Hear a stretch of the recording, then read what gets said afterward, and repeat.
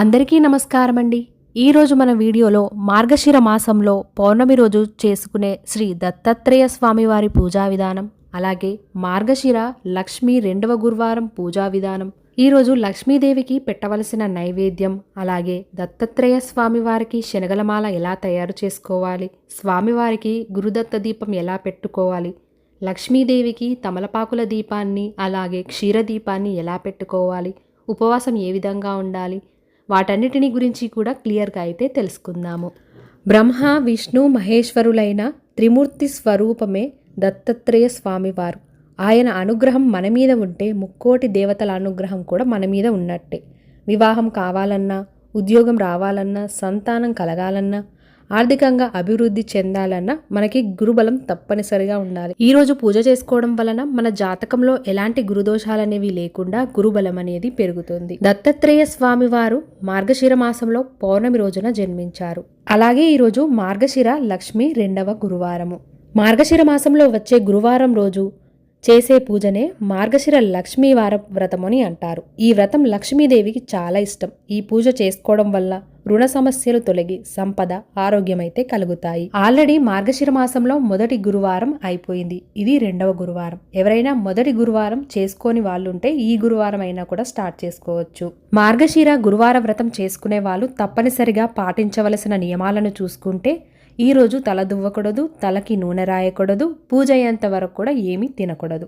అలాగే పిల్లల్ని కొట్టడం, తిట్టడం కూడా చేయకూడదు. ఈరోజు తల స్నానం నార్మల్ వాటర్తోనే చేసుకోవాలి. బుధవారం రోజు షాంపూ పెట్టుకున్నా కూడా గురువారం రోజు నార్మల్ వాటర్తోనే తల స్నానం అయితే చేయాలి. షాంపూ కానీ కుంకుడుకాయ కానీ పెట్టకూడదు. మరి ఈరోజు చేయవలసిన పూజా విధానం అయితే తెలుసుకుందాం. ఉదయాన్నే నిద్రలేచి ఇల్లు శుభ్రం చేసుకొని, గడపను శుభ్రం చేసుకొని, చక్కగా ఇంటి ముందు ముగ్గును పెట్టుకొని తల స్నానం చేయాలి. మన ఇంట్లో ఈశాన్య మూలాన పీఠం వేసుకొని పసుపుని చక్కగా రాసి ఆ పీఠం పైన అష్టదళ పద్మం ముగ్గు వేసుకొని ఒక బట్టని పరచాలి.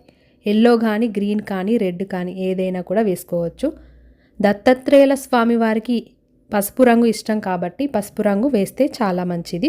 ఆ పీఠం పైన 2 తమలపాకులను పెట్టుకొని బియ్యాన్ని వేసి ఆ బియ్యం పైన పసుపు కుంకుమల్ని పెట్టుకొని దత్తాత్రేయుల స్వామివారి ఫోటోని అలాగే శ్రీ మహాలక్ష్మీదేవి ఫోటోని పసుపు కుంకుమలతో అలంకరించుకొని పీఠం పైన అయితే పెట్టుకోవాలి. అలాగే స్వామివారికి ఈరోజు గురుబలం కోసం శనగల మాల వేస్తే చాలా మంచిది.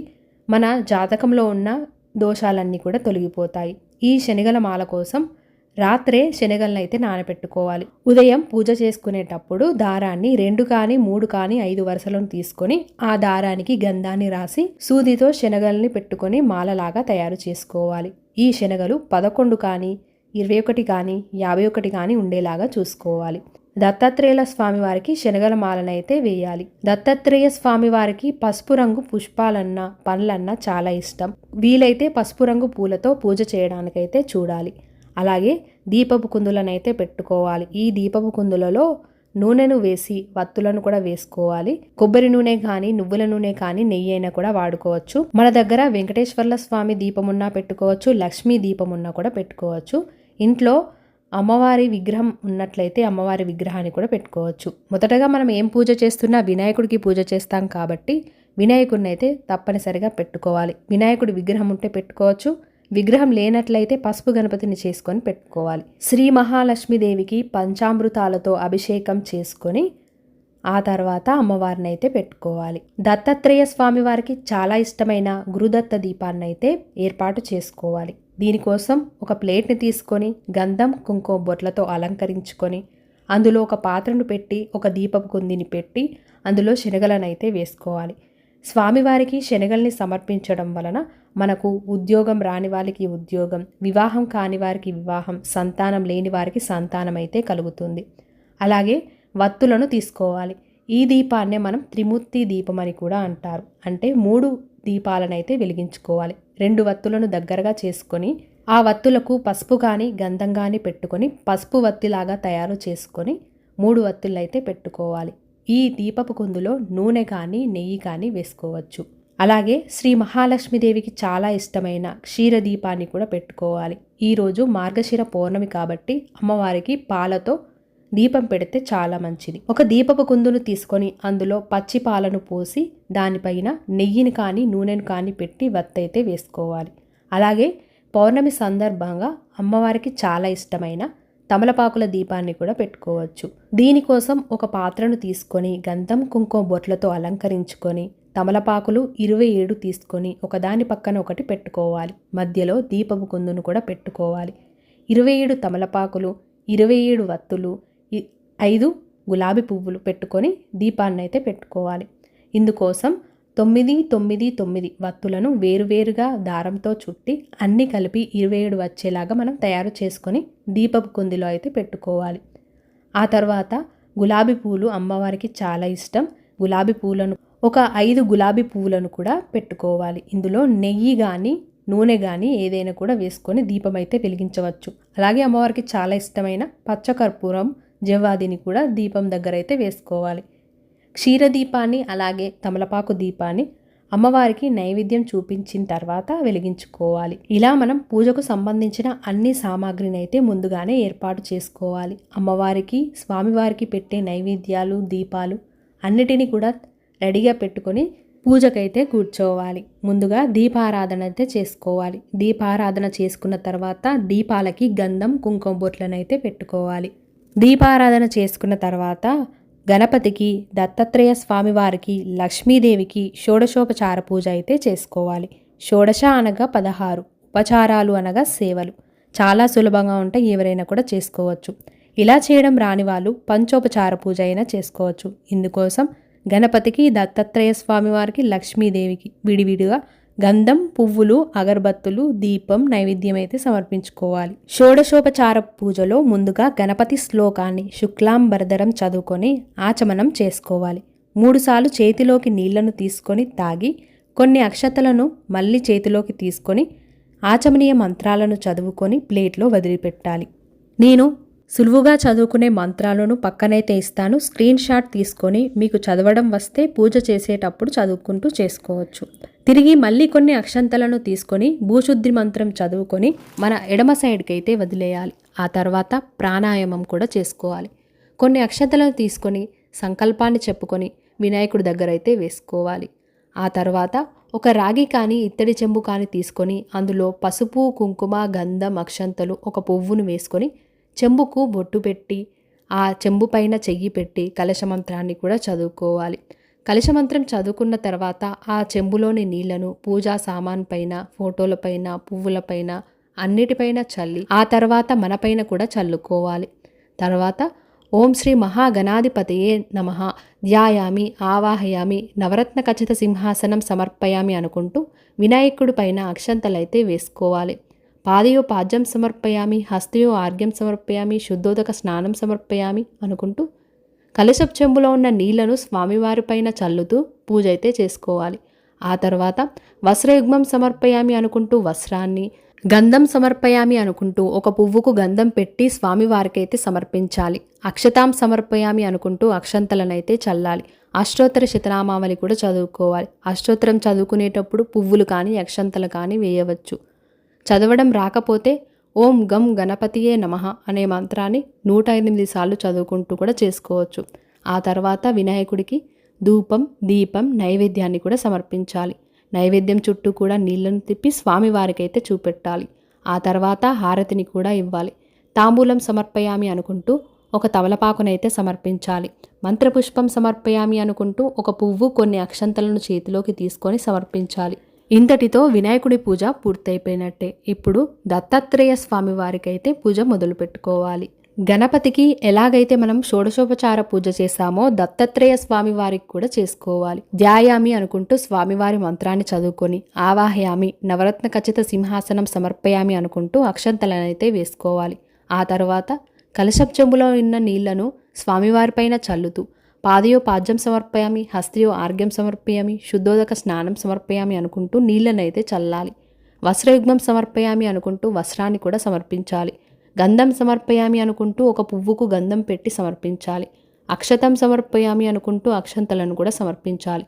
ఆ తర్వాత దత్తాత్రేయ స్వామివారి అష్టోత్తరం అయితే చదువుకోవచ్చు. స్వామివారి సహస్ర శతనామావళి వచ్చినా కూడా చదువుకోవచ్చు. శ్రీ గురుపాదక స్తోత్రం చదువుకోవచ్చు. గురు చరిత్ర కూడా చదువుకోవచ్చు. స్వామివారి ఏ మంత్రాలు వచ్చినా కూడా మనం పూలను గాని అక్షంతలను గాని వేస్తైతే చదువుకోవచ్చు. మనం ఏ పని చేయాలన్నా మన మీద గురుబలం అయితే తప్పకుండా ఉండాలి. గురుబలం లేనట్లయితే మనం ఏది చేసినా కూడా అది వ్యర్థమే అవుతుంది. అందువలన స్వామివారిని చక్కగా మనసులో తలుచుకొని భక్తితో పూజ చేసుకోవడానికైతే చూడండి. గురుబలం ఉన్నట్లయితే మనకి వివాహం కాని వారికి వివాహం, సంతానం లేని వారికి సంతానం, ఉద్యోగం రాని వారికి ఉద్యోగం, మనం అనుకున్న ప్రతి పని కూడా విజయవంతమైతే అవుతాయి. ఆ తరువాత స్వామివారికి పెట్టిన గురుదత్త దీపం, త్రిమూర్తి దీపాన్ని మనం ఏకహారతితో అయితే వెలిగించుకోవాలి. స్వామివారికి దీపాన్ని చూపెట్టి ధూపాన్ని కూడా చూపెట్టాలి. ఆ తర్వాత శ్రీ మహాలక్ష్మీదేవికి అయితే పూజ చేసుకోవాలి. గణపతికి, దత్తాత్రేయ స్వామికి ఏ విధంగా షోడశోపచార పూజ చేశామో శ్రీ మహాలక్ష్మీదేవి కూడా అలానే చేసుకోవాలి. అమ్మవారి మంత్రాన్ని చదువుకొని ధ్యాయామి, ఆవాహయామి, నవరత్న ఖచ్చిత సింహాసనం సమర్పయామి అనుకుంటూ అక్షంతలనైతే వేయాలి. పాదయో పాద్యం సమర్పయామి, హస్తియో ఆర్ఘ్యం సమర్పయామి, శుద్ధోదక స్నానం సమర్పయామి అనుకుంటూ కలశపు చెంబులో ఉన్న నీళ్లను అమ్మవారి విగ్రహం పైన అయితే చల్లాలి. వస్త్రయుగ్మం సమర్పయామి అనుకుంటూ వస్త్రాన్ని సమర్పించాలి. వస్త్రం లేనట్లయితే అక్షంతలను కూడా సమర్పించవచ్చు.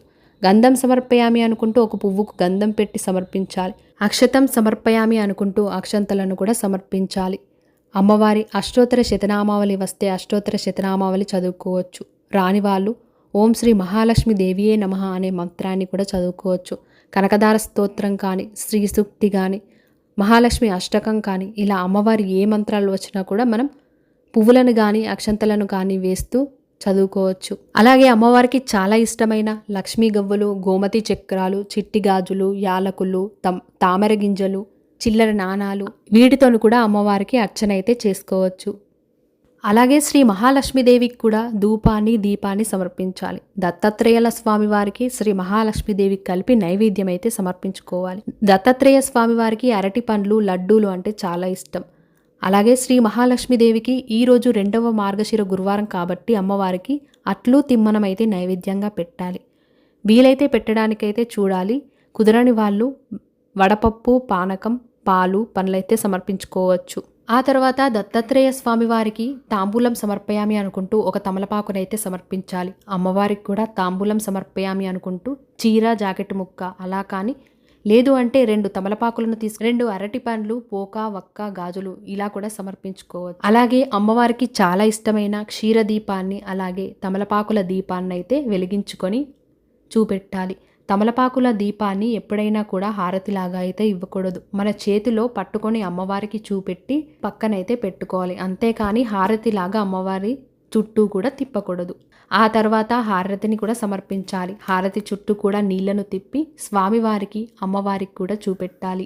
మంత్రపుష్పం సమర్పయామి అనుకుంటూ ఒక పువ్వును, కొన్ని అక్షంతలను తీసుకొని దత్తాత్రేయుల స్వామివారికి అయితే చూపెట్టాలి. మళ్ళీ ఒక పువ్వు, కొన్ని అక్షంతలను తీసుకొని మంత్రపుష్పం సమర్పయామి అనుకుంటూ శ్రీ మహాలక్ష్మీదేవికి కూడా చూపెట్టాలి. ఆ తర్వాత మార్గశిర మాసంలో తప్పకుండా చదవవలసిన మార్గశిర గురువార వ్రతకథ అయితే తప్పనిసరిగా చదువుకోవాలి. ఈ కథను చదువుకుంటేనే మనం పూజ చేసిన పుణ్యం అయితే లభిస్తుంది. కథను చదవడం రాకపోయినా విన్నా కూడా సరిపోతుంది. కథను చదివే ముందు కొన్ని అక్షంతలను చేతిలోకి తీసుకొని చదువుకున్న తర్వాత అక్షంతలనైతే అమ్మవారి దగ్గర వేసుకోవాలి. ఈ పూజ మొత్తం అయిపోయిన తర్వాత దత్తాత్రేయుల స్వామివారికి గుడికి వెళ్ళి ప్రదక్షిణలు చేసుకుంటే చాలా మంచిది. అలాగే వీలైతే గురుచరిత్ర పుస్తకం పారాయణ చేసినా కూడా చాలా మంచిది. వీలైతే ఈరోజు శునకాలకు ఏదైనా ఆహారం పెడితే మంచిది. గోమాతను కూడా ఈరోజు పూజిస్తే ప్రత్యేకమైన ఫలితం అయితే లభిస్తుంది. మార్గశిర గురువారం వ్రతం చేసే ప్రతి ఒక్కరు కూడా తప్పకుండా తల దువ్వకుండా, అలాగే తలకి నూనె రాయకుండా, పూజ అయ్యేంత వరకు ఏమీ తినకుండా, నీళ్లను కూడా తాగకుండా అయితే ఉండాలి. తలస్నానం కూడా షాంపూ, కుంకుడుకాయ వాడకుండా నార్మల్ వాటర్తోనే చేయాలి. ఇవి తప్పకుండా ఉదయం పాటించవలసిన నియమాలు. ఈ నియమాలతో ఉంటేనే పూజ అయితే చేసుకోవాలి. అలాగే ఈరోజు ఒక పూట భోజనం చేస్తే మంచిది. ఎవరిని తిట్టడం కానీ, కొట్టడం కానీ, గొడవ పడడం కానీ చేయకూడదు. బ్రహ్మచర్యాన్ని పాటించాలి. గురువారం ఈ పూజ చేసుకుంటున్నాం కాబట్టి గురువారం రోజు ఫోటోలను అయితే కదిలించకూడదు. శుక్రవారం కూడా కదిలించకూడదు. కాబట్టి శనివారం ఉదయాన్నే మనం కదిలించుకోవచ్చు. 2 రోజులు శుచిగా ఉంచాలి కాబట్టి పీఠాన్ని ఈశాన్య మూలైనా వేసుకోవచ్చు, లేదు అంటే పూజ రూమ్లో అయినా చేసుకోవచ్చు. పూజలో వాడిన పువ్వులను కానీ ఆకులను కానీ పారే నీటిలో కానీ లేదు అంటే ఎవరు తొక్కని ప్రదేశంలో అయినా కూడా వేసుకోవచ్చు. ఈ శనగల మాలని శనగల్ని మనం నైవేద్యంగా స్వీకరించవచ్చు. గురువార లక్ష్మీ వ్రత ఆనవాయితీ ఉన్నా చేసుకోవచ్చు, లేకపోయినా కూడా చేసుకోవచ్చు. కలశం పెట్టుకునే వాళ్ళు కలశం పెట్టి కూడా చేసుకోవచ్చు. మార్గశిర పౌర్ణమి రోజు చాలా ప్రత్యేకం. దత్తాత్రేయుల స్వామి వారికి అలాగే లక్ష్మీదేవికి ఇద్దరికి కలిపి పూజ చేసుకుంటున్నాం. తప్పకుండా అయితే చేసుకోవడానికైతే చూడండి. గురువార లక్ష్మీ పూజ చేసుకొని వాళ్ళు దత్తాత్రేయ పూజ చేసుకునే వాళ్ళ కోసం సపరేట్గా దత్తాత్రేయ స్వామి వారి పూజ ఎలా చేసుకోవాలి అన్నది వీడియో అయితే పెట్టాను. అలాగే దత్తాత్రేయ స్వామి పూజ చేసుకోకుండా లక్ష్మీ వారం చేసుకునే వాళ్ళ కోసం కూడా లక్ష్మీ అమ్మవారి సపరేట్ వీడియో అయితే కూడా పెట్టాను. పూజా విధానాల లింక్స్ అయితే డిస్క్రిప్షన్లో ఇస్తాను. మరి ఈ వీడియోలో మీకు ఏమైనా డౌట్స్ ఉంటే నాకు కామెంట్లో తెలియజేయండి. నేను తప్పకుండా రిప్లై అయితే ఇస్తాను. ఈ వీడియో మీకు నచ్చినట్లయితే తప్పకుండా మీ ఒక లైక్తో నాకు సపోర్ట్ని తెలియజేసి మరిన్ని మంచి వీడియోస్ కోసం మన ఛానల్ని సబ్స్క్రైబ్ చేసుకొని పక్కనే ఉన్న బెల్ ఐకాన్ని కూడా క్లిక్ చేయండి. ధన్యవాదములు.